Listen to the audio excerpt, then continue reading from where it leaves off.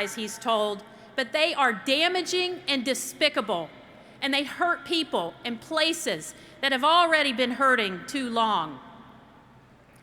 Donald Trump deporting veterans and offering our service members as mercenaries to protect oil wells may not be the absolute worst things he's done, but they are damaging and despicable, and they endanger people who risk their very lives to protect ours.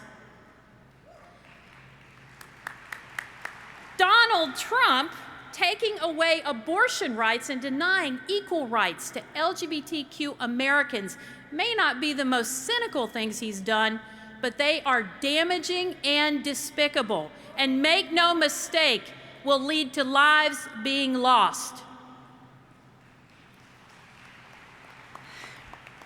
This country has suffered through 3 years of damaging and despicable.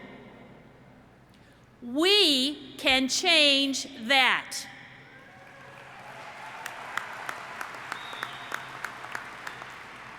We all have histories that shape who we are and what we value. Those histories can change the future.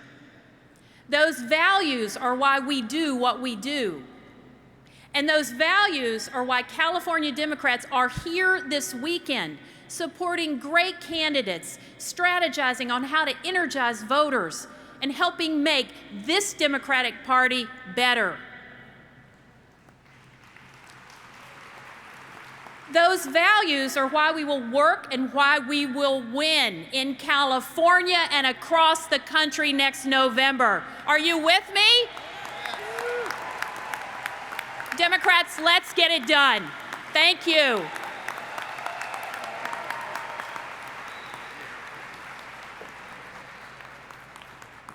Delegates and guests, please welcome the Speaker of the California State Assembly, Anthony Rendon.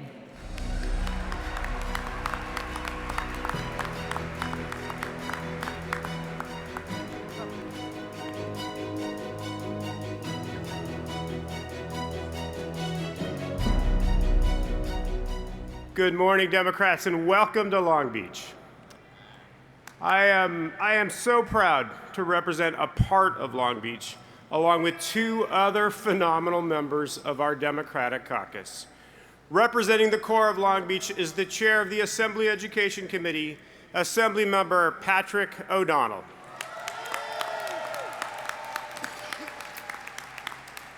Chair O'Donnell is a game changer when it comes to public education. He just passed a $15 billion school facilities funding bond that voters will have the opportunity to pass on the March ballot, and I hope you do. In addition, he led historic efforts this year to level the playing field for public schools and increase transparency and accountability on charter schools. Representing the western edge of the city of Long Beach is the chair of the Assembly Democratic Caucus, Assemblymember Mike Gibson. He is the heart and the conscience of the Assembly Democratic Caucus. There is no member more dedicated to advancing progressive policies, nor more eloquent in floor debate on issues that are core to the Democratic Party. The work of these 2 colleagues exemplify what your efforts to elect a Democratic supermajority has been able to accomplish for California's working families. In this last legislative session alone, just this last legislative session, we passed new, tougher laws against predatory payday lending practices. We passed strict statewide rent control measures to keep housing affordable.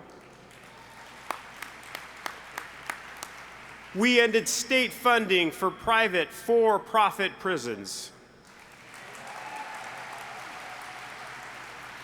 We passed landmark laws limiting police use of force. We expanded gender pay equity, and we increased worker protections from tech exploitation.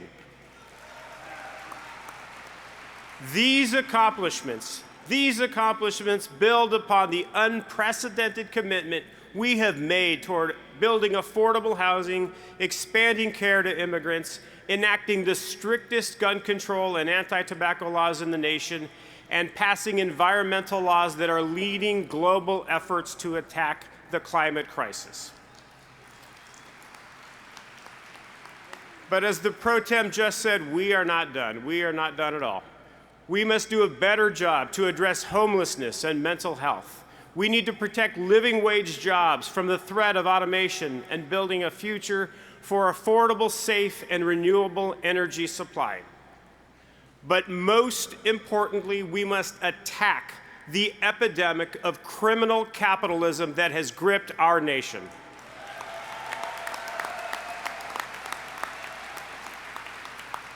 We can no longer ignore the fact that $600 EpiPens and unsafe power lines only exist to fatten the pockets of corporate CEOs and predatory investors.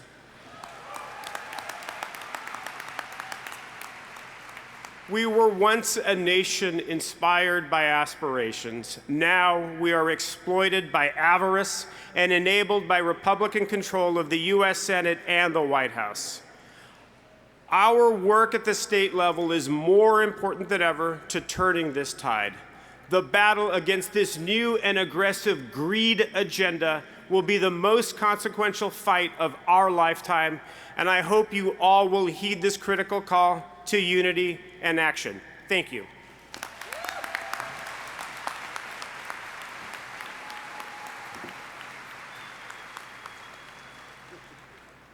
Delegates and guests, please direct your attention to the video screens for this video message from the Speaker of the United States House of Representatives, Nancy Pelosi. Thank you, Chairman Hicks and California Democrats. Today's one of the first time I missed a convention in over 30 years. I'm glad I could be with you in June. I'm sad events in Washington keep me from being with you today. The California Democratic Party is my political home. I want to begin by acknowledging our California firefighters and emergency responders who are risking their lives to keep us safe. You are our nobility, and we cannot thank you enough. It is my pleasure to bring greetings to California Democrats and the gratitude of our magnificent House Democratic Caucus that is over 60% women, people of color, and LGBTQ. Our diversity is our strength. Our unity is our power. Our Democratic majority that you helped make possible has taken significant steps. For the people, we passed H.R. 1 to root out corruption and reduce the role of big, dark, special interest money in politics. For free, fair, and open internet, we passed Save the Internet Act to restore net neutrality protections. For the survival of our planet, we passed the Climate Action Now Act. For ending discrimination against LGBTQ Americans, we passed the historic Equality Act. For our young immigrant dreamers, we passed the Dream and Promise Act. For equality for women in the workplace, we passed the Paycheck Fairness Act because women deserve equal pay for equal work. We passed a bill to raise the minimum wage to $15 an hour. And over 260 days ago, we sent common sense, bipartisan, universal background checks to the Senate. To lower drug costs, we are passing H.R. 3. And to honor our oath of office, our Constitution, and the sacrifice of our men and women in uniform and the military families we just celebrated on Veterans Day, we passed 9 bills to support our veterans, including the Deborah Sampson Action legislation to help women veterans. We can only win with your engagement and organizing. Republicans may have their endless dark money, but we have you. We have the excellence of the extraordinary group of members, the determination to win, and the energy of the grassroots. We have you. You are our VIPs, our volunteers in politics. Thank you for your continued support and leadership. Best wishes for a successful convention and onward to victory.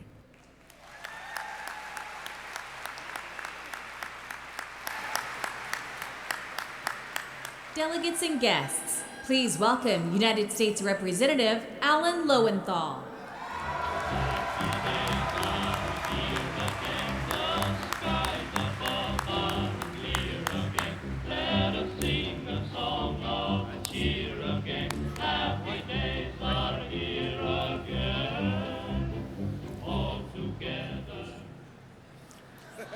It's true. It is true.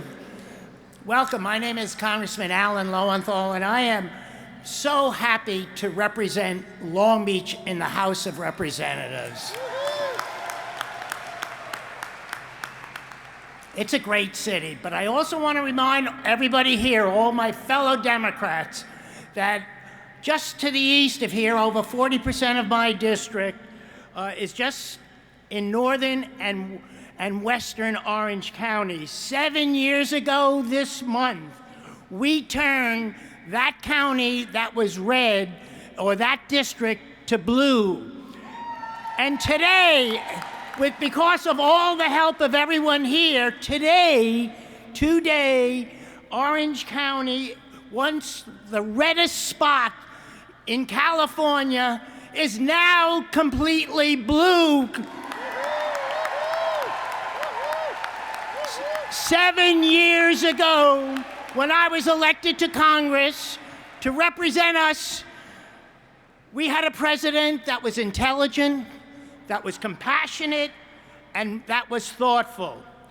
7 years later, rationality in the White House has been replaced by ignorance. Compassion has been replaced by cruelty.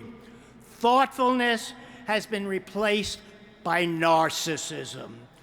Worst of all, trust has been replaced by deceit, and truth with lies. We see where all this has led.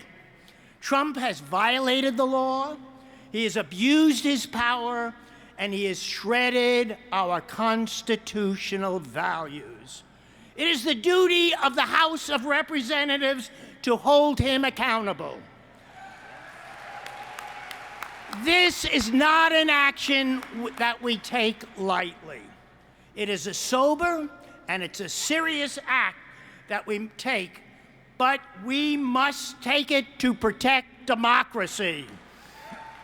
Speaker Pelosi understood perfectly that these proceedings had to be helmed by a steady hand. She knew that the inquiry needed a brilliant mind who understood not only the law, but really the Constitution itself. She also knew that the person in charge had to have the respect of his colleagues, as well as the respect of law enforcement and the respect of our intelligence communities. She turned to our next speaker, the chairman of the House Permanent Select Committee on Intelligence. That's right. He's a former prosecutor in the U.S. Attorney's Office and a former California state senator. He is now serving his 10th term in the House of Representatives, representing Southern California, and is currently, and the operative word is leading, the House impeachment inquiry hearings. As all of us have seen this week, all of us, the nation has seen this week, Speaker Pelosi's faith in him was well placed. He has led these hearings with a fair but a firm hand, keeping them on course and focused despite repeated attempts by some to derail these hearings.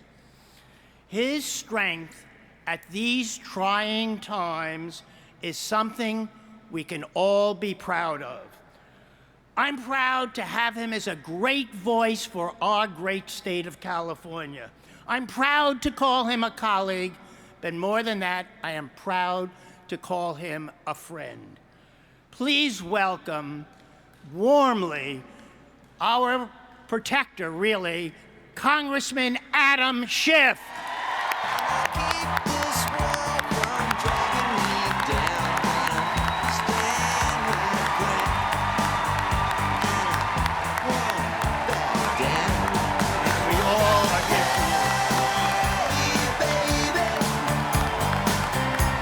Thank you, Californians.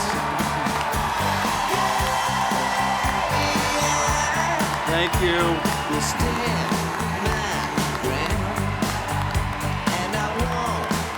Thank you very much.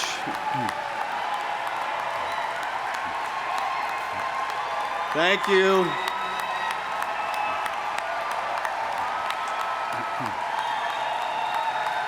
Thank you so much.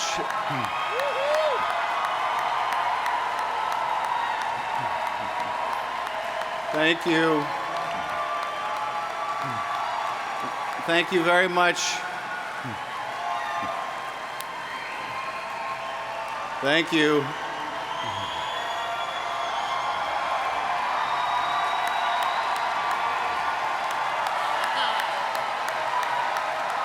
Thank you very much.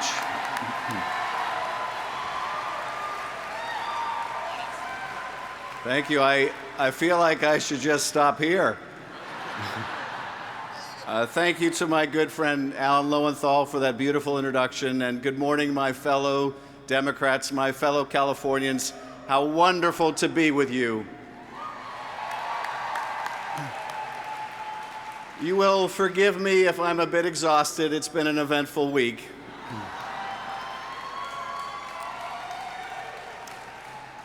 But you'll forgive me also if I begin on a more somber note than is traditional for a speech at a convention. But what I have to say is no cause for celebration. Our democracy is at risk, more so now than at any time in my life. I'm old enough to have lived through much of the Cold War, when the existential threat to our democracy came from beyond our borders, from a nuclear-armed adversary that was bent on global expansionism. The most profound threat to democracy today is not from Russia or Putin's desire to rebuild a lost empire, nor is it from China, though China is busy exporting its digital form of totalitarianism to other nations. No, the most grave threat to the life and health of our democracy comes from within, from a president without ethical compass, without an understanding of or devotion to our Constitution and the beautiful series of checks and balances it established, setting ambition against ambition so no one branch of government could overwhelm another, and most importantly, so no despotism could take root. Donald Trump understands none of this. He admires what he calls strong men around the world, but they are not strong men, only tyrants. He disdains fellow democracies even as he disdains our own. The press, he says, is the enemy of the people. Those who expose corruption are traitors and spies. Courts that rule against him are illegitimate or a joke. And the Congress, well, he has no need of that. There is a reason he pressed the president of Ukraine to interfere in our election on July 25th, and that is because he listened to the testimony of Robert Mueller on July 24th and concluded, wrongly, that he is above the law, that he can invite foreign interference and there is nothing anyone can do about it. Can't indict him, won't impeach him. There is nothing more dangerous than an unethical president who believes that he is above the law.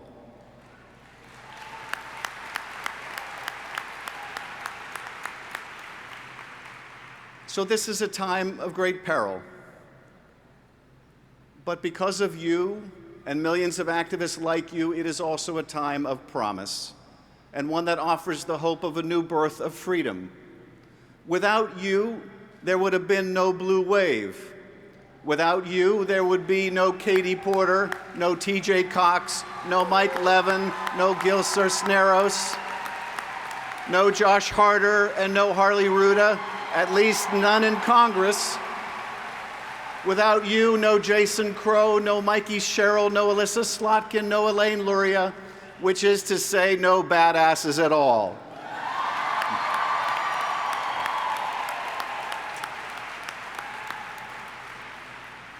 No Joe Neguse and no Abigail Spanberger, no Native American women in Congress, and most distressing of all, no Speaker Nancy Pelosi.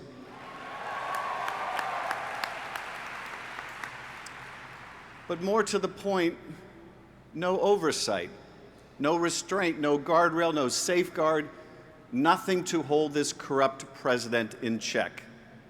But there is accountability because of you.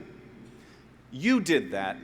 You did that when you delivered the House of Representatives to the Democrats instead of that cult of personality now masquerading as the Republican Party. You did what the grassroots does best. You turned your concern for our country into frenetic, joyful activity. You campaigned and you organized in your living rooms, in your town halls, through your social networks. You found each other and came together to fight for what you believed in. You believed in loving thy neighbors, so you stood up for immigrants and refugees in your communities. You believed that love is love, so you fought for equality. You believed in one person, one vote, so you fought for voting rights and ending dark money in our elections. You believed that no one should have to submit to harassment and abuse of power on the job, so you stood up and said, "Me too."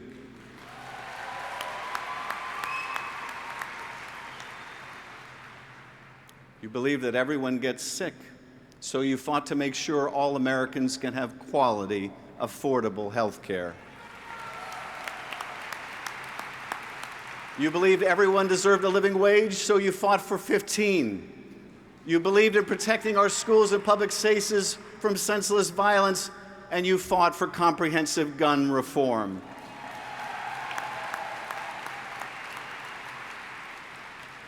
But more than anything else, you believed in our democracy, and you fought for it, and you fight for it still. And I'm proud to be in that fight with you, still standing and standing strong, knowing that you here in the Golden State have my back.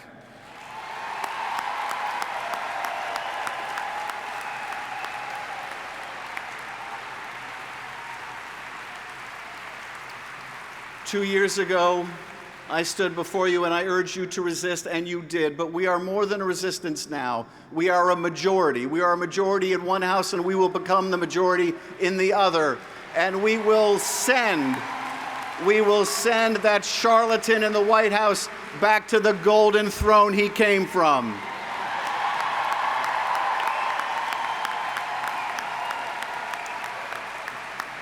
And you know why? Because we vote. How do we build another big, beautiful wave? We vote. How do we keep Orange County blue? We vote. How do we scare dozens of House Republicans into retirement? We vote.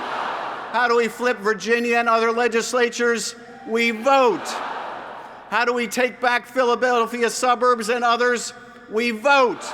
How do we take back Senate seats like in Alabama and governorships in states like Kentucky? We vote. How do we achieve the highest presidential turnout in our history? We vote. How do we win in blue America? We vote.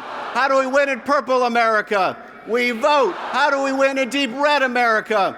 We vote. How do we take our country back? You're damn right we do.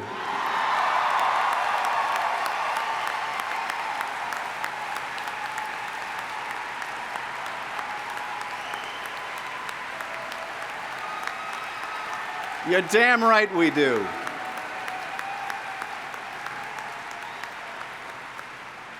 Our brilliant leader in the House, Speaker Nancy Pelosi, has taken to saying that the times have found us.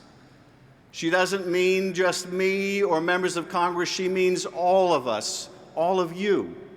It means all of you who have asked what you can do for your country and have been doing it. Your activism is the engine of the Democratic Party, and your vote is going to save our country. This is the most important election of our lifetimes, and it's going to be the most difficult. But it is also the moment that we have been waiting for, the moment we were meant for, the moment we bring America back to its values, the moment we remind Americans of their basic goodness, their decency, the moment we restore her faith in herself and in her democracy, the moment we meet our destiny. Thank you, and God bless you, California.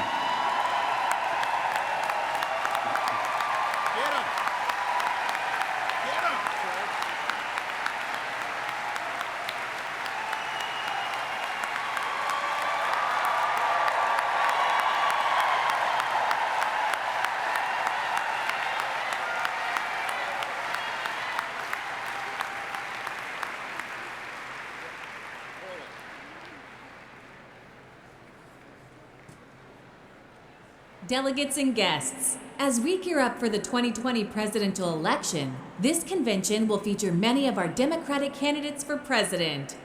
Delegates and guests, please welcome Marianne Williamson, candidate for President of the United States. Thank you. Thank you. Thank you. What an honor it was to hear Congressman Schiff. How proud we've all felt to see how he is handling the impeachment investigation. And we, of course, agree with him that the election coming up is not only the most important of our lifetime. In many ways, it's one of the most important, if not the most important, in American history. And what I want to talk to you about today is that thing that is on all our minds and all our hearts, and that is, how are we going to beat Donald Trump? I've been traveling this country for a long time, not only in this campaign, but for 35 years.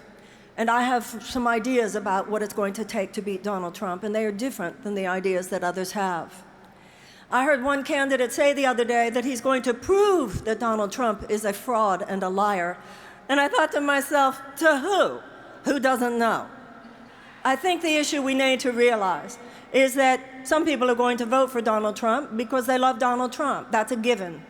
And other people are so horrified by the agenda, by the narcissism, by the shamelessness, and by the mean-spiritedness of this agenda, that they're going to vote for the Democrat no matter what. The problem we have in front of us is that those two groups are too close in number. We have to reach out, ladies and gentlemen, and everyone else, to the millions of people who did not vote last time.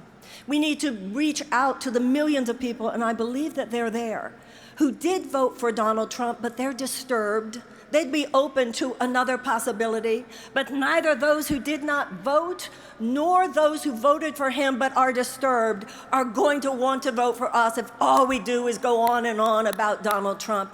Let us not go just to fight Donald Trump. Let us inspire Americans to a new chapter in American history.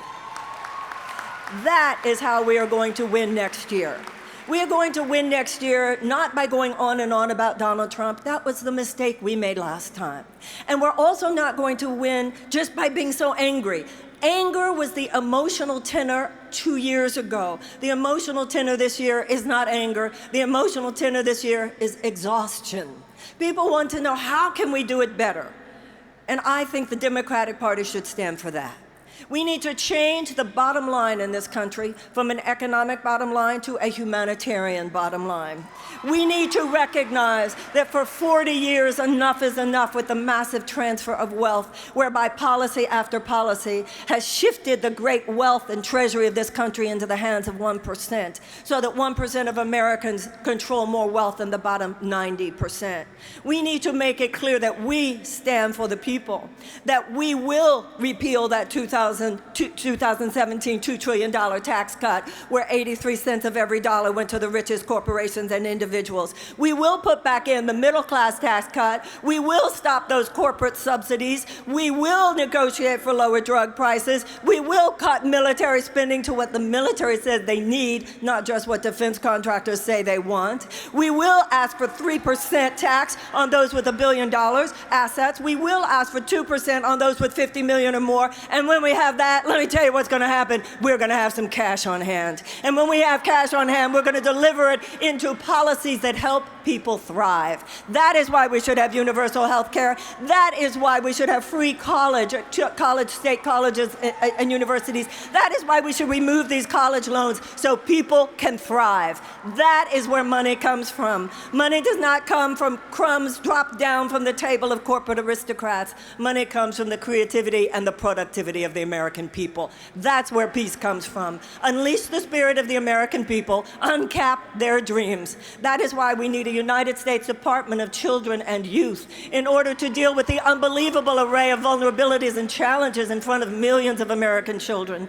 That is why we need a World War II level mass mobilization to reverse climate change, because the United States should lead the way into a green new century. That is why we need a Department of Peace. We shouldn't just be endlessly preparing for war and allowing the military-industrial complex to dominate our policies. We should be proactively creating peace. We should have a peace academy as well as a military academy. And also, in order for us to have the future we want, we need to clean up the past. It's time. We should pay reparations for slavery. We should take reparative measures towards Native Americans. It is time for us to stand for humanitarian values. You don't just improve your economy to improve the state of humanity. You improve the state of humanity, and that'll bolster your economy. It'll give you peace on earth, and it'll make you feel this is what it means to be a Democrat. Thank you very, very, very much. Thank you.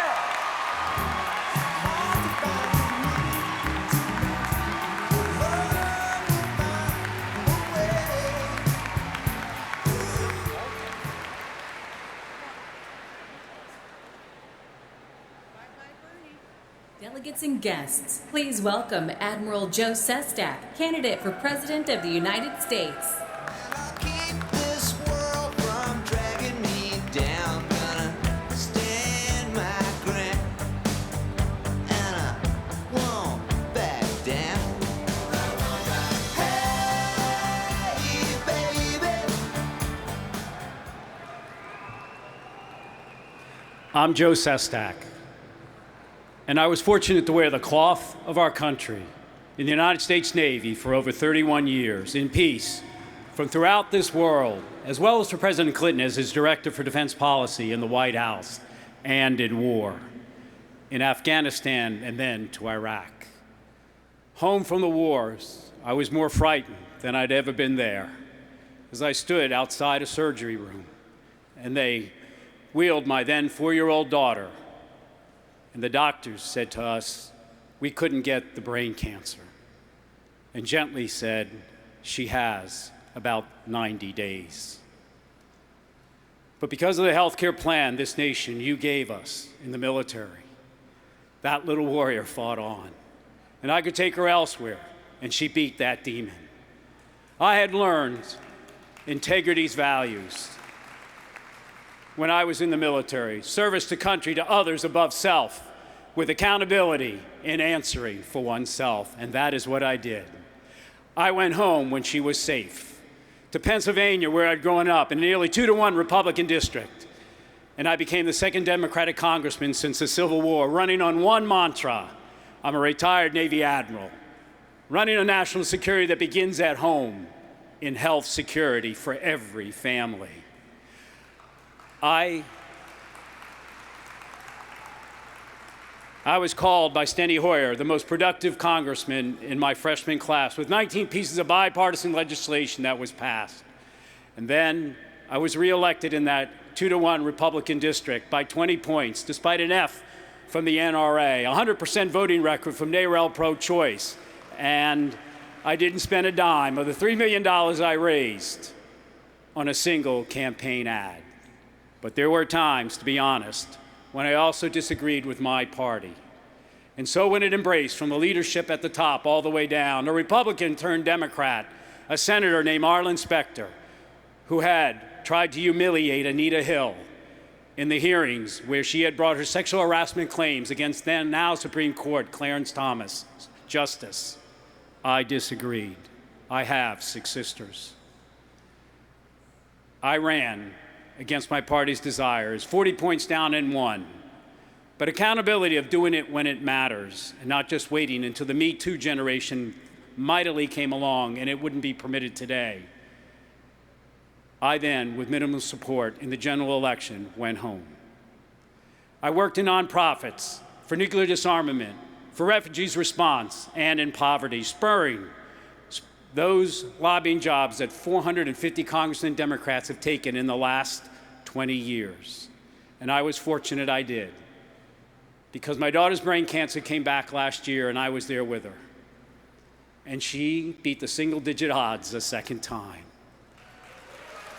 I got in this race late because of that, in June, only in June, but I got in for a different reason. Come aboard an aircraft carrier where there's 5,000 sailors, their average age 19 and a half. If you don't believe in the youth of America, come aboard and watch how even I learn from them.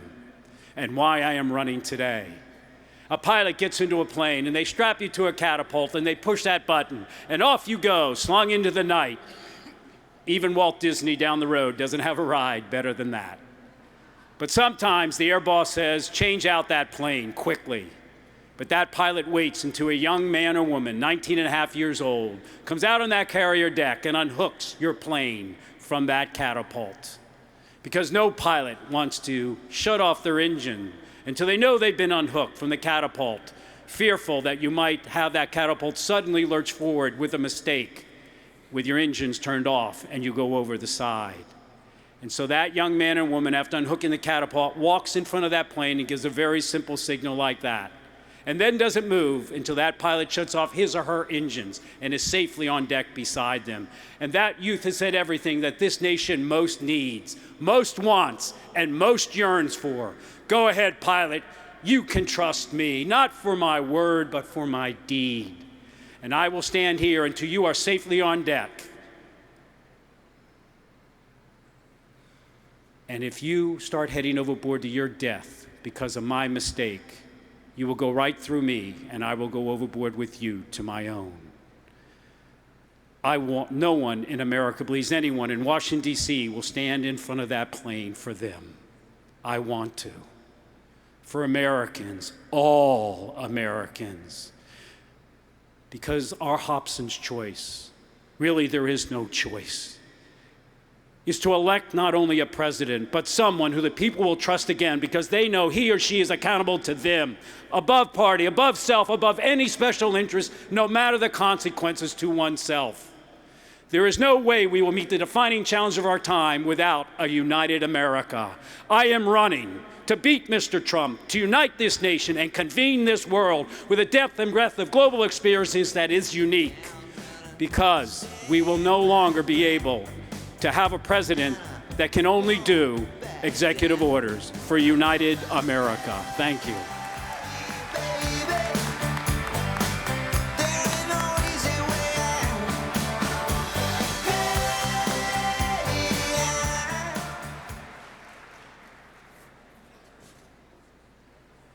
Delegates and guests, please welcome former U.S. Representative John Delaney, candidate for President of the United States.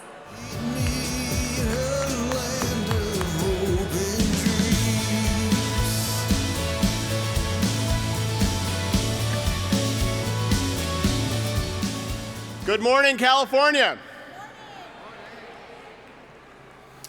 So congratulations on another successful convention. And you're talking about all the issues that are most important to our nation. Because as a nation, we are a country of builders. We're a country of dreamers. We're a nation of immigrants. Like my grandparents who came to this country and worked in factories and on the docks, doing what immigrants have always done and do for us today, which is to build our nation. We're a nation of workers, like my dad, who was a 60-year member of the International Brotherhood of Electrical Workers, a terrific union. Let's hear it for the IBW. And he taught me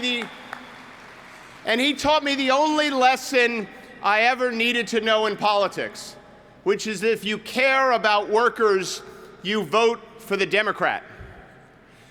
This is a nation of opportunity and of the American dream. The kind of opportunities that I've had to be the first in my family to go to college, to be a successful entrepreneur, start 2 businesses from scratch, create thousands of jobs, and then serve my country in the Congress of the United States. And this can be a nation, again, of unlimited possibilities. We can be a nation that does big and bold things again. But we have to be called in common purpose and with a higher purpose to achieve that potential. And today, my friends, I'm here to talk to you about one issue where we need a higher purpose, and that is to build a universal healthcare system in this country. I believe everyone should have health care as basic human right in the United States of America. and we can certainly afford it. I believe every citizen of our country should have a basic health care package for free as part of citizenship, because I don't believe any family should stay up late at night trying to figure out if they can afford health care for their children. I don't believe any American should go bankrupt because of their health care bills. And I also believe it'll unlock enormous economic potential. You know, I was only able to start my first business because my wife, April, was working and her company had health care. But for that, I would have never left my job, started a company that ended up creating thousands of jobs. There are so many Americans that are shackled to their jobs right now because of their health care. We need universal health care. We should demand universal health care. We should only nominate someone for President of the United States who is committed to fight for universal health care. My plan, Better Care, gives every American basic health care for free, and it allows workers in unions or wherever they may be to continue to choose their health care plan if that's what they want. It's universal health care with choice. Just to be clear, it's not a public option. I know there are some people running on public options. That doesn't go far enough. Do you know what a public option is?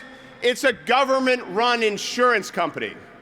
It will not solve the deep inequities that we have in our healthcare system. It will not deal with the tragedy of the uninsured. And it will not put us in a position where we can get healthcare costs under control. It does not go far enough. The right answer for our nation is universal healthcare.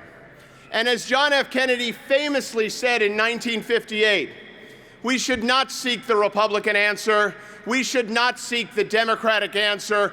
We should seek the right answer. On every issue that we're confronted with, whether it's health care, whether it's climate change, whether it's tremendous inequities in wealth, income, and opportunity, whether it's infrastructure, no matter what the issue is, there is a right answer.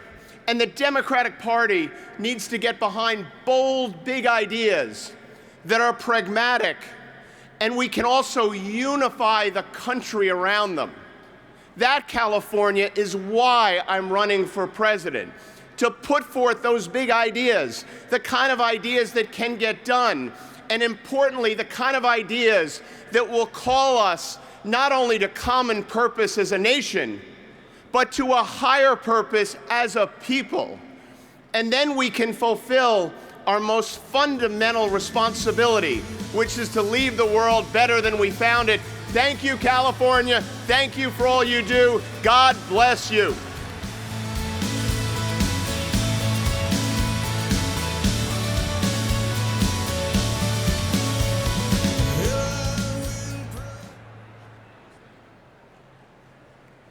Delegates and guests, please welcome former Governor Deval Patrick, candidate for President of the United States.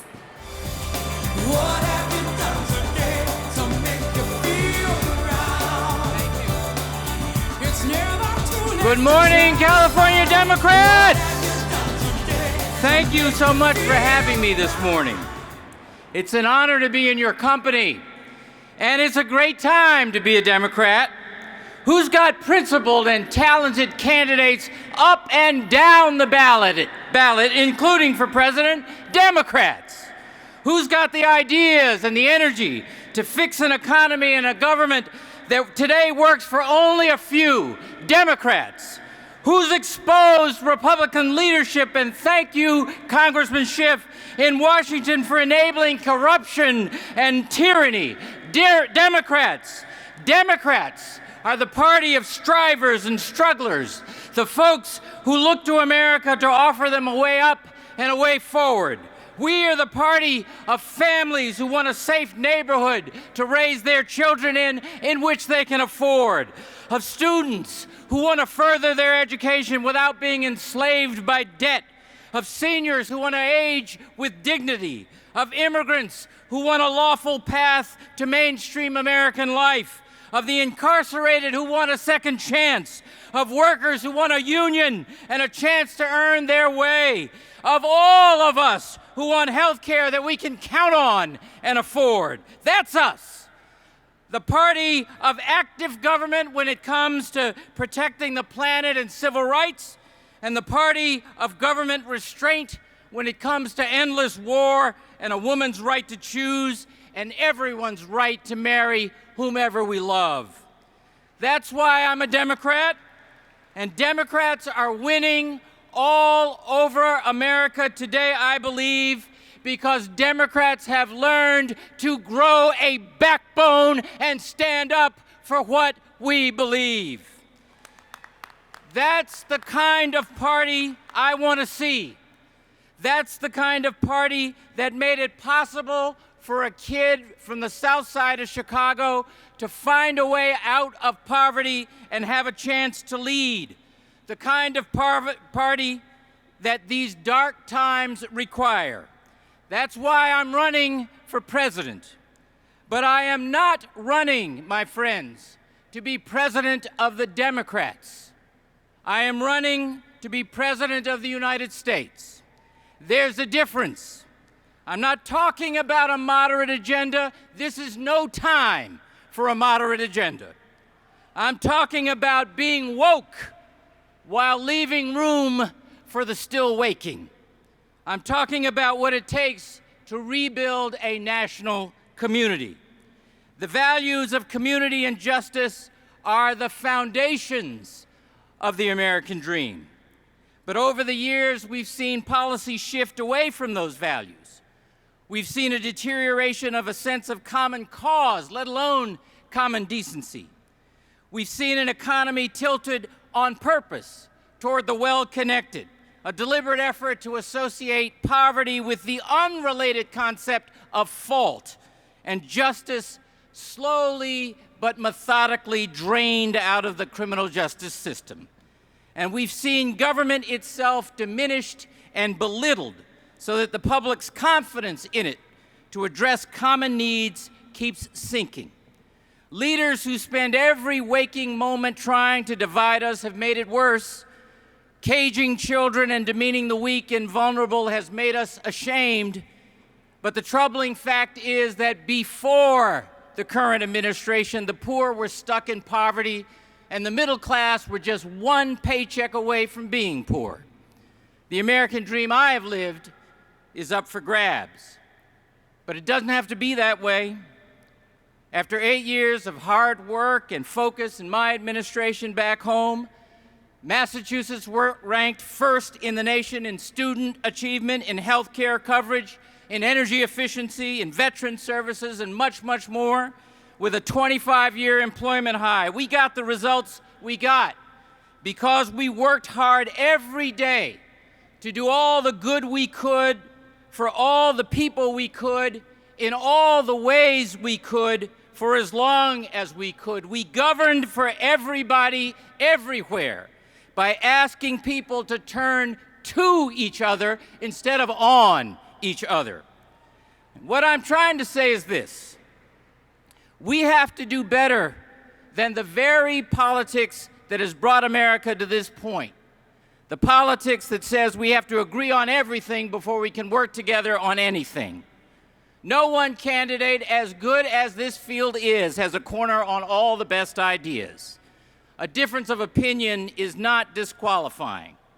I'm convinced that if we work together with faith in the notions of community and of justice, if we bear constantly in mind that after the political left and right, there are still questions of right and wrong, we win and we deserve to win. God bless you all. Thank you.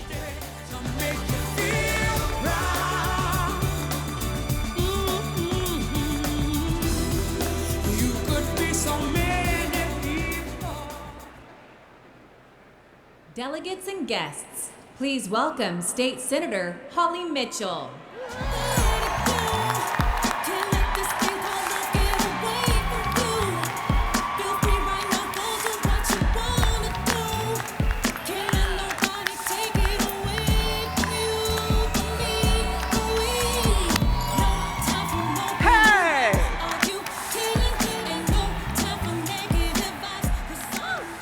I was about to say, as long as they play the music, we'll dance. Hello, Democrats! In 1963, Fannie Lou Hamer eloquently declared that she was sick and tired of being sick and tired. And that sentiment could not be truer than it is today. In a time when the President of the United States sells us out to foreign interests, when senior members of Congress are rendered helpless in their effort to regulate access to high-powered guns, while mass shootings on school campuses are happening far too frequent, where we hold our collective breath waiting for the Supreme Court to deliver opinions on DACA or my body. Even here in our progressive blue state of California, we too have uphill battles sometimes when it comes to progressive politics, and you have to ask yourself why. As Democrats, we talk about the big tent to which everyone is welcome, but we don't always practice what we preach. There are times it feels like we've embraced a narrower definition of democratic values than we espouse. If we distinguish ourselves from the other party by our commitment to fairness, then we cannot accept leaving families in deep poverty or debating which communities are going to build affordable housing. If we're going to plan for a rainy day, then be prepared to provide shelter and care for all, regardless of immigration status, race, color, sexual orientation, physical or mental abilities, how I choose to wear my hair, how I self-identify, whether I've been incarcerated, lived in foster care, or not. If, as progressive Democrats, we seek to protect the interests of the least among us, while our mod counterparts protect corporate interests instead, the Democratic Party is speaking with forked tongue. All that I ask is that we be who we say we are and do the work we say deserves to be done. That we roll up our sleeves and we fight for workers' rights, environmental protections, and dismantling systemic discrimination. If Black lives do indeed matter, why isn't criminal justice reform higher among our collective demands? I will continue to fight for educational equity, gender equity, pay equity for women and communities of color, and justice, true justice for all, because that's the world my family deserves and your family deserves to thrive in as well. So stand up, Democrats. We need your leadership, your vision of the kind of California you want to thrive in.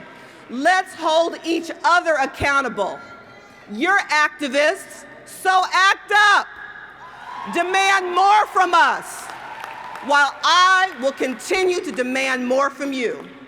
Because 2020 is our year, the year where we will stand up, show out, and fight like our very lives depend on it.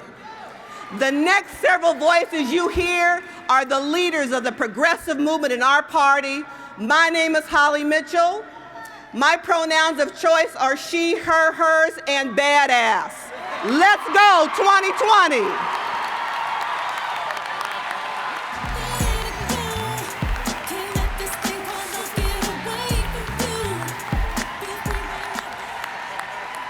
Delegates and guests, please welcome the CEO and President of Planned Parenthood California, Jody Hicks.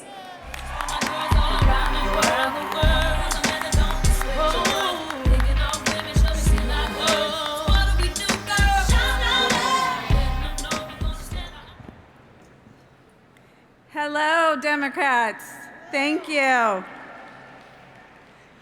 I am honored to be here representing the 7 affiliates across the state, and I am here because Planned Parenthood and reproductive health care is under attack like never before. 3 years ago, and it has been a long 3 years, we thought we would be here ushering in the first woman president. But we are here building a movement, and we have built a resistance led by women, people of color, LGBTQ, young people, especially here in California. Across the nation, they are trying to ban and restrict access to abortion care. They are trying to discriminate against our LGBTQ communities and tear immigrant families apart. They're trying to dehumanize us, control our bodies, destabilize the power we have over our voices and our future. But in California, we fight back. We fight back in order to fight forward. And in California, we don't ban access to abortion.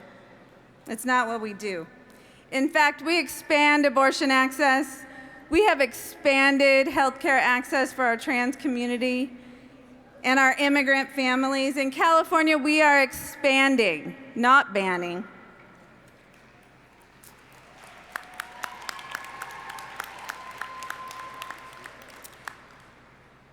And we must continue this movement. To the young leaders who have stood up, thank you, and you have given me hope. This generation who grew up under the Obama administration and learned about hope, they are now our leaders under this Trump-Pence administration, and they have learned how to fight. Like Deja Fox, a teenager, a young woman of color, who depended on Planned Parenthood and still depends on Planned Parenthood for her services. She stood up to then Senator Flake and asked him, "Why is it your right to deny me my right to choose Planned Parenthood? Why would you deny me my American dream?" And that is the simple truth. When you deny access to reproductive health care, you deny someone their dream. No one is free unless they have the right to control their own body.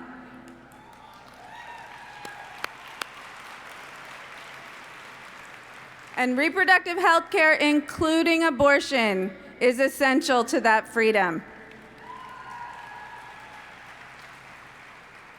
So now more than ever, we must stand up. Stand up for our progressive values. Stand up for patients. Stand up for Deja Fox and others like her. Stand up for the American dream and fight for reproductive health care. Stand with Planned Parenthood, and we will win. Thank you.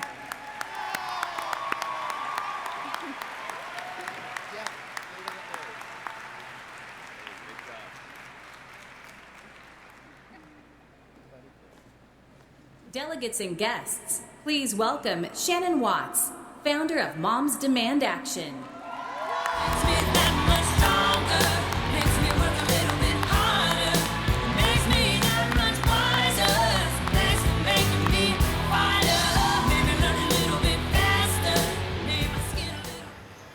Hello, California activists.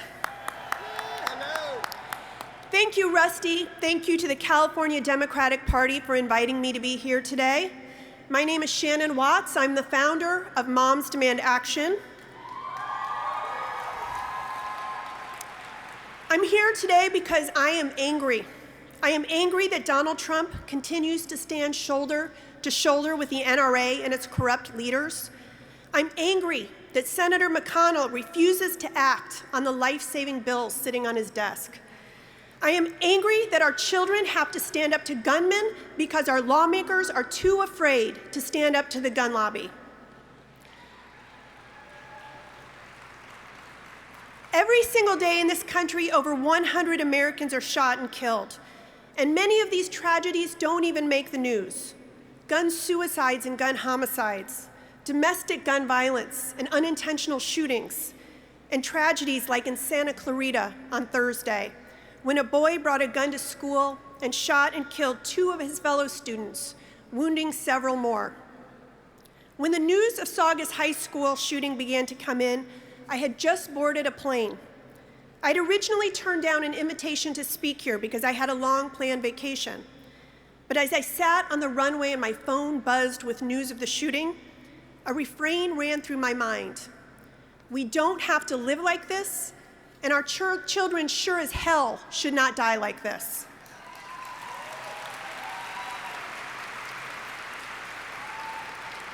I got off the plane and I flew here instead, because when horrific shootings hit close to home, it is so easy to feel helpless. It is easy to feel like there is nothing that we can do to stop gun violence. But I'm here to tell you today that nothing is further from the truth. Nationally, from 2008 to 2017, gun violence increased 17%, but not here in California. Gun violence actually decreased here by 8%. Why? Because you have passed strong gun laws and you have fought the gun lobby tooth and nail. This year, our volunteers worked with 30 other gun violence prevention organizations, the governor, and state lawmakers to increase funding to CalVIT, which is the program that is proven to reduce gun violence in this state. And while America's gun violence crisis is felt everywhere, it is not felt equally. Black Americans are 10 times more likely than white Americans to die by gun violence. To not talk about this issue while talking about the systemic racism that causes it does a disservice to our activism and this cause. Thanks to all of you, CalVIT funding was raised by $30 million. Our volunteers also worked with many in this room on a new law passed by the governor that decreases the lethal force used by law enforcement. The Modern Force Law, which was put forward after the horrific shooting of Stephon Clark, addresses police shootings of Black and brown Americans that devastate communities and erode trust. We also worked with the Los Angeles Unified School District to help pass a resolution that resulted in information on secure gun storage being sent to over 700,000 homes. And these wins aren't just happening here, they're happening all across the country. Last year, we helped pass stronger gun laws in 20 states, 9 of which were signed by Republican governors. We also beat hundreds of NRA bills every single year. We have a 90% track record of beating back the gun lobby in state houses across the country. And in 2018, we didn't just outspend the NRA, we outmaneuvered them. We elected over 1,000 gun sense candidates across the country, and we flipped the state legislatures to be gun sense majorities in 7 states. Gun violence was once a third-rail issue, but it is now front and center on the campaign trail. And while the NRA is weaker than they have ever been, we are stronger than we have ever been. We have shown lawmakers, when you do the right thing, we'll have your back. When you do the wrong thing, we will have your job. So I want everyone to take out your phone right now. And I want you to join us. We are not just moms, we are not just women, we are mothers and others all across the country fighting on this issue. I want you to text the word READY to 64433. Commit to going back to your community and spreading the message of hope. The NRA is beatable. Gun violence is not inevitable. Even with a devastating crisis like gun violence, it is possible to win. We are winning. Join me in this fight. It has never been more urgent. Thank you.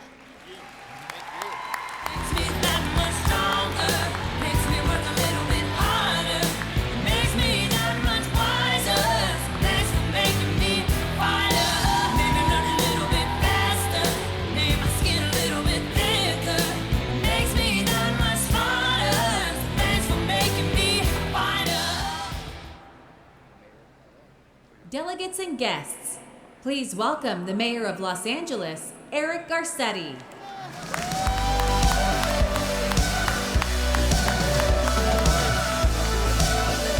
Good morning, Democrats. How you feeling? I am so proud to come before you as a proud Democratic mayor who's on the front lines of this Trump-era America. Honored to serve alongside my brother and sister mayors, from Libby Schaaf to Darrell Steinberg, Michael Tubbs to Sam Liccardo, Rusty Bailey to London Breed, and of course, Long Beach's own Robert Garcia. Mayors are on the front lines all around this state and this country. And in the face of Donald Trump's attacks on our people and on our democracy, we are filling the void. Look at what we achieved just here in the largest city in this state. Together in LA, with you, we raised the minimum wage. We made community college free. We created more than 700,000 building, trade, and infrastructure jobs, made all of our boards and commissions 50% female, because last time I checked, we're half women, and doubled the number of people we are housing from our streets. But our first responsibility as local officials is protecting our people, and that's what I want to talk to you today about. This means protecting our teachers when they strike on behalf of our children, and when they put schools and communities first, like we will do in 2020. It means protecting immigrants when they are attacked and when children are separated from their parents. It means protecting our people from Sonoma to Sylmar, from the devastation of fires that are the result of climate change. I always say, if you don't believe climate change is real, talk to a firefighter. They are experiencing firsthand the new abnormal, putting their bodies on the line to protect us. And here in California, we recently witnessed the courage of our firefighters. While we have heroes in our firehouse, we have a coward in the White House. And while he is endangering our lives, we are fighting for them. You see, 2 years ago, when Donald Trump decided to become the only person in the world leading a country to withdraw from the Paris Climate Accords, we didn't start crying, we started organizing. And Climate Mayors, a group I founded, got on the phone. That first day, we got 100 cities. By the next week, we had 200. And today, 438 cities in 49 states, representing nearly 80 million Americans, have said, if he's out, we're in. So I invite you to join us in this work to make sure that your community joins us at climatemayors.org. Join us with our trade unions as they build a green future. Join us as we come together to ensure that there will be an earth for our children to inherit.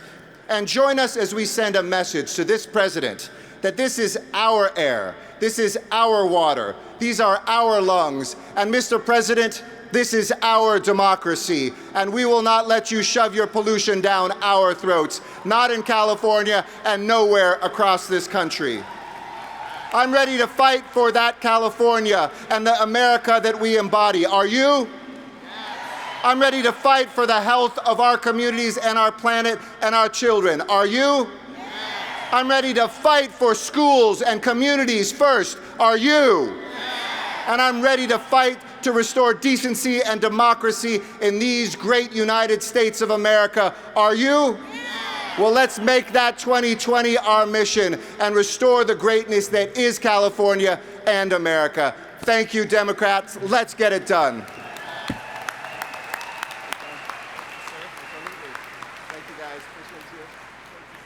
Delegates and guests, please welcome California State Assembly Member Ash Kalra. Get up, stand up. Stand up for your right. Get up, stand up. Stand up for your right. Well, it's great to be here, Democrats and the LBC. I am proud to represent San Jose in the State Assembly, the capital of Silicon Valley, where the tech economy has created brilliant innovations and enormous wealth. But it's certainly a tale of two valleys, as we have seen some of the most egregious, immoral income inequality in the nation. For us to combat the unsustainable economic rift in our society, the Democratic Party must return to its roots as a party that stands up for working families and the working class. To create an economy that works for everyone, the Democratic Party must work in solidarity with the labor movement. Over the past 4 decades, the labor movement has been beaten down by a corporate-owned media and corporate-bought politicians. But in recent years, we have seen unions rise up on behalf of all Americans. And that's why so many billionaires are scared. Another one just jumped into the presidential race. They're scared. But I'm hopeful by seeing teachers marching in the streets. childcare workers demanding a voice, and janitors and hotel workers demanding dignity. We've seen the building trades fight for resources to rebuild our state and create tens of thousands of great jobs. And we've seen Silicon Valley workers rising up and UC workers fight against outsourcing. The reality is, as Democrats, we know what is possible because the labor movement is showing us that every single day. So let us fight together in solidarity with labor, fight for racial justice, fight for gender justice, fight for immigrant justice, fight for economic justice, fight for animal justice. Let us join together the environmental and labor movements to fight for a Green New Deal. Let us fight for healthcare justice with Medicare for all. And for those who say these things are too difficult, get out of the damn way and stop covering for the billionaires. Let those of us with the political will to fight for justice get to work, and once and for all, let's show the billionaires that our democracy does not belong to them. Our democracy belongs to we the people. Thank you.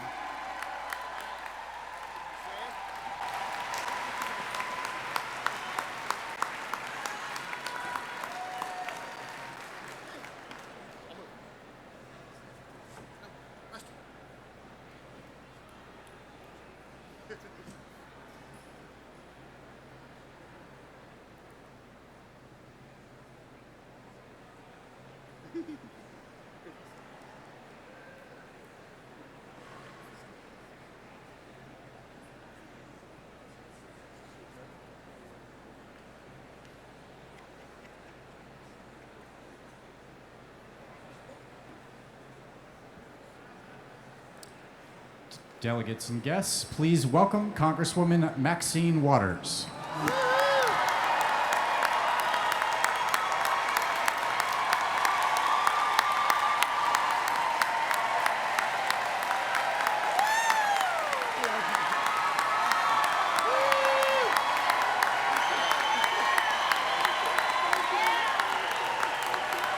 Hello, everybody.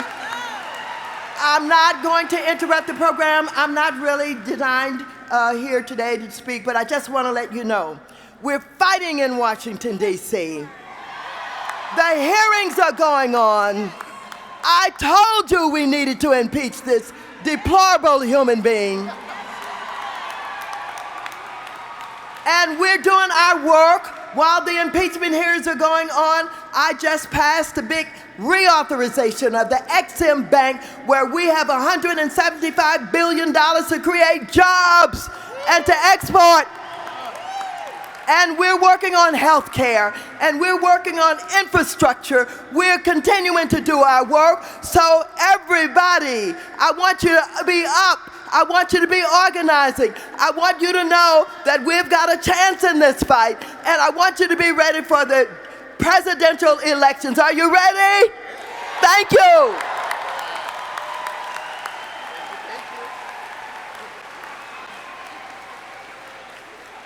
Delegates and guests, please welcome California Teachers Association President Toby Boyd.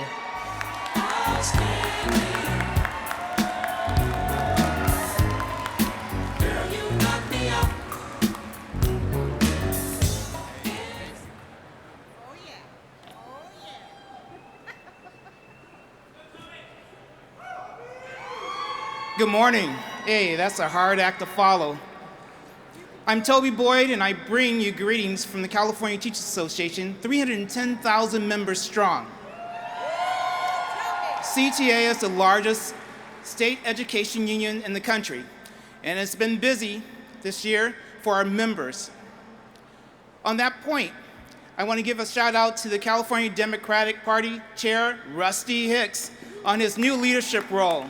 Come on, let's give it up, folks.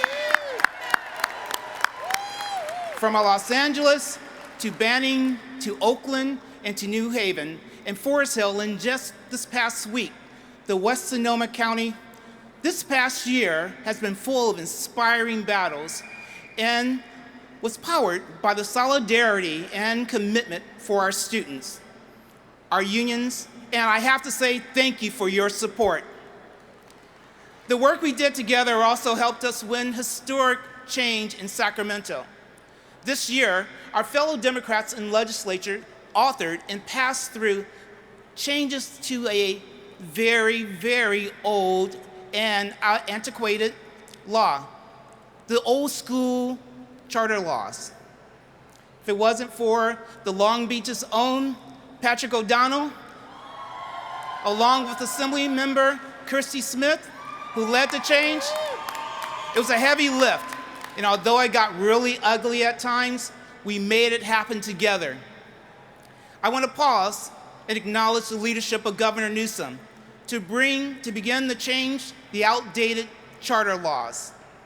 We began this year with the governor signing a bill to increase transparency and accountability, and ended with AB 1505 and AB 1507 to ensure local control and full credentialed teachers in every single classroom.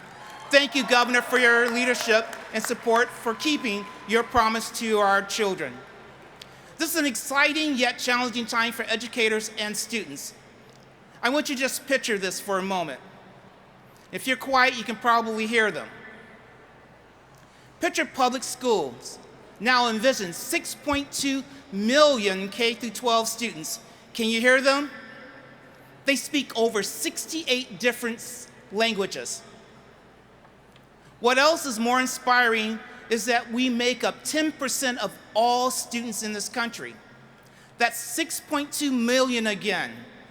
We are the 5th largest economy, but we rank 39th in the country. We can do so much more. And that's what I need you to do, is that on the ballot in 2020, you have the opportunity to help us, to help our schools and communities first. We can do this together, but we can't do it without you. So when you get the opportunity to sign those petitions, make sure you do so, and let's make it pass. Thank you very much, and thank you for having me here today.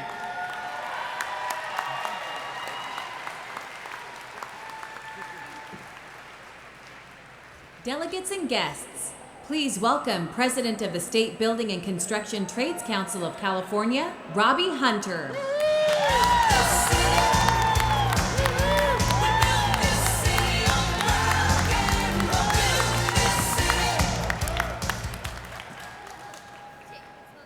Well, good morning. Well, it's an honor to be here and speak on behalf of the 450,000 construction workers in California that we represent. 64,000 of those workers are apprentices. 15,000 of those apprentices are kids coming out of re-entry back into society and finding jobs with us. We also have kids from the foster care system, veterans. Many of these kids never had a father or a grandfather to come home with a lunchbox and a paycheck, and they've been alienated from being in the workforce, and often that's how they ended up in these state prisons. Well, they have found a home, and they have found a family, and they have found a grandfather in the building trades that'll train them in a career where they can buy a home and live in their community and have a life and have a family. My grandfather, when I left Ireland, gave me some advice, and he told me in the 1930s, he was in Chicago. He said we had to line up on a street corner every day, and you put your tools, and they walk by, and they look at the tools, and they go, you. They'd pick you out by the day, and they'd cheat you on your wages. It was so dangerous being an iron worker on skyscrapers that when a guy got killed and there'd be a mutiny of the workers and they'd say, we want some safety, the boss used to walk to the side of the building and point down in the street and say, if you don't do it, they'll do it, the desperate crowd in the street. That's why we needed a union. We needed a union. And to help get that union, we needed a party. And that party was a Democratic Party. Under the New Deal. Under the New Deal, we found our voice, we found our vote, and that's where we are, and that's why we're here today. We work hard to make sure that our members remember where they belong. They don't belong over there with Trump, they belong over here with us.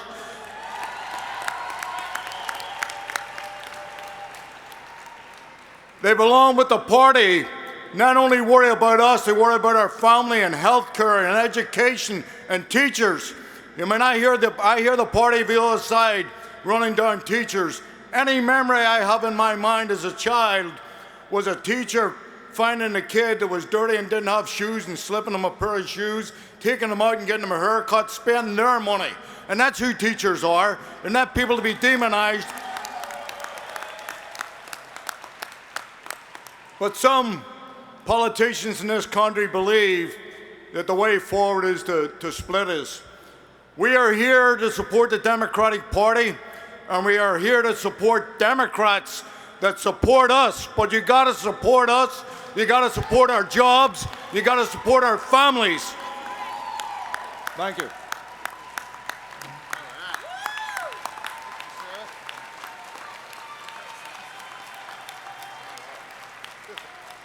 Delegates and guests, please welcome President of the Service Employees International, Union Local 1000, Yvonne R. Walker.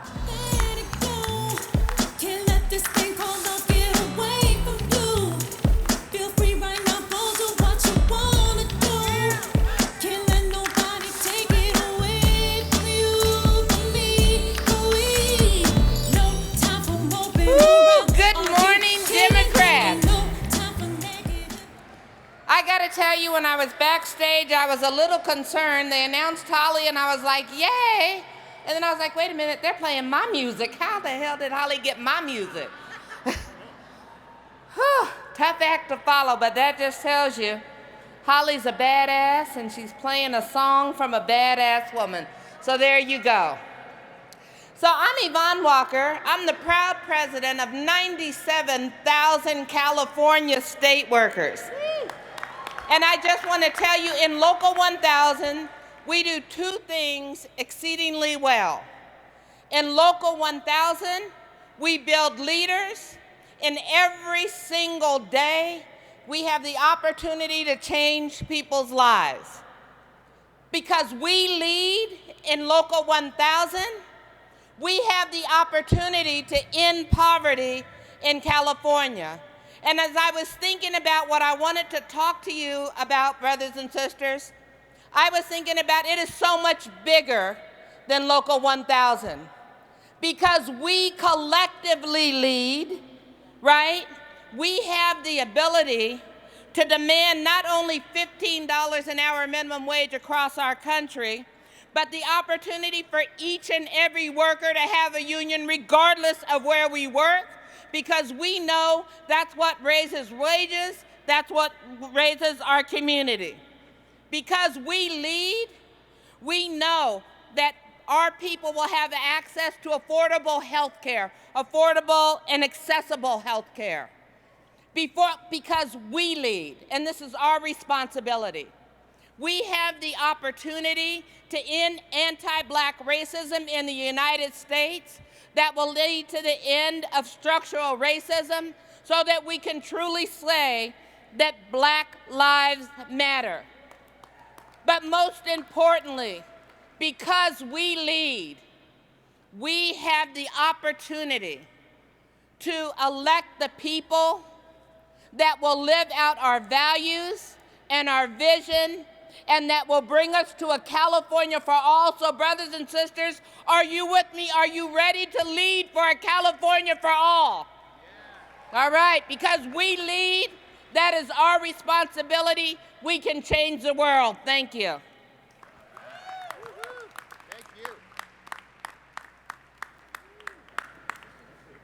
Delegates and guests, please welcome California Democratic Party Chair, Rusty Hicks. All right. Are we fired up? Yeah. Are we ready to go? Ready to go. I know some of you are ready to go to lunch. I think a few of you already went. Just a couple things. One, first I want to, a couple housekeeping items, but one important item first. And that is to acknowledge all of the unions that have made, all the workers and the unions that have made this convention possible. The IATSC Local 33, the IATSC Local 600, IATSC Local 695, IATC Local 700, the Painters and Allied Trades Local 831, Teamsters Local 986, IBW 11, and of course Unite Here Local 11. So a couple of important housekeeping reminders. One is that the forum doors, the presidential forum, the doors will open at 1:30. So everyone will have to leave for lunch.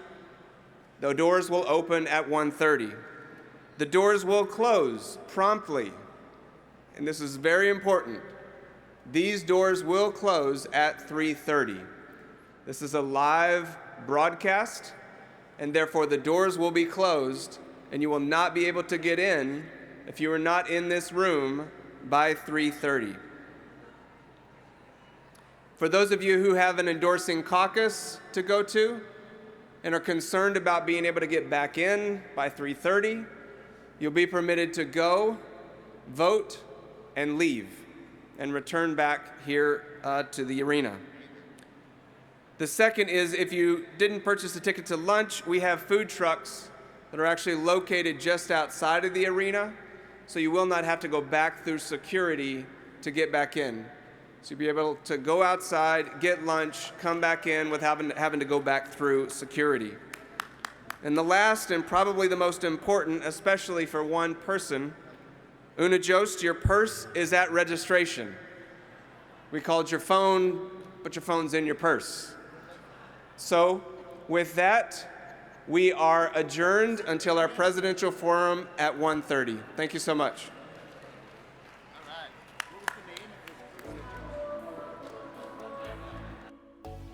I'm all thinking